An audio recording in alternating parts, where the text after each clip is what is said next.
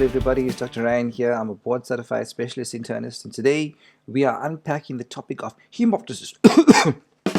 But just when you're coughing up blood. So we get minor and major haemoptysis. Oh, by the way, if you haven't subscribed yet, why don't you subscribe to my channel? What are you waiting for? Righty.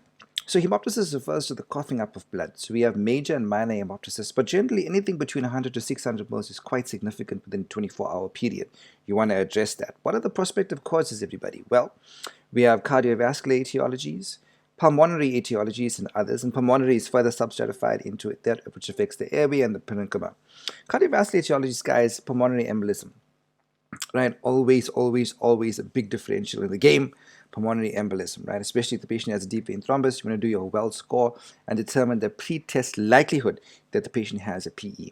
Of course, a D-dimer is very sensitive for the diagnosis, and your ECG may also show changes of right ventricular hypertrophy, right ventricular strain, sinus tachycardia, S1Q3T3, and so forth, right? You want to make the diagnosis with a CT pulmonary angiogram or a ventilation perfusion scan. Heart failure as well, common. Vasculitis, especially good postures syndrome, which is basically haemoptysis with hematuria because of involvement of anti-glomerular basement membrane antibodies. Valvular disease, especially mitral stenosis, right? Because mitral stenosis can cause pulmonary hypertension, and that may lead to dilation of your pulmonary vessels, which are prone to bleed, right, with repetitive coughing. Arteriovenous malformations as well.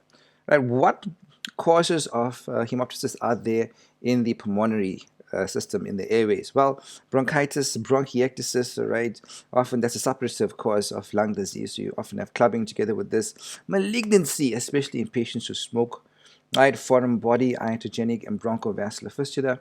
Causes from the parenchyma are pneumonia, lung abscess, very famous is tuberculosis, which erodes. You've got a cavity, a tuberculous cavity, and we then have erosion into the bronchial vessels that supply the cavity, and hence we get haemoptysis into the airway.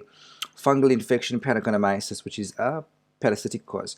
Others are things like catamenial haemoptysis and idiopathic pulmonary hemosiderosis. Guys, how do we manage haemoptysis? So the first order of the day is to make sure your patient is stable. Assess circulation, airway, and breathing. Provide oxygen if the patient's hypoxic. You want to intubate that patient with the affected lung in a dependent position, all right? Usually put the patient in the lateral decubitus position and put the affected lung down or dependent, right? So that the unaffected lung is not going to be impacted, right?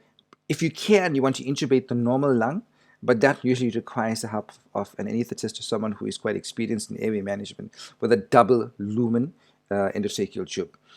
Anticoagulation should be reversed. If the patient's on warfarin, you want to reverse that and correct your coagulopathy. To this end, we talk about administration of vitamin K, FDPs, which is freeze-dried plasma or fresh frozen plasma, Hemosolvex, right? You want to consider antibiotics in the patient, TB treatment if it's quite likely that the patient may have TB.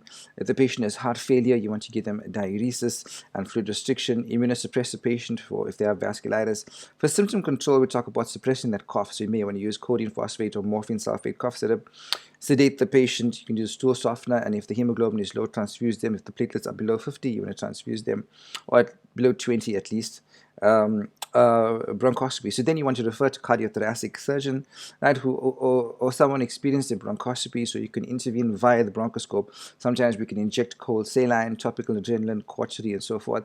If that fails, you want to get the interventional radiologist in with a view to angiographic bronchial artery embolization, and last resort is lung resection. Alrighty. So my friends, I just want to talk about the topic of selfishness today. When we look around us, in the world, there are so many selfish people. And selfishness is something that I have, something that you have, something that all of us have. How do we recognize selfishness, right? The Bible speaks against selfishness, right?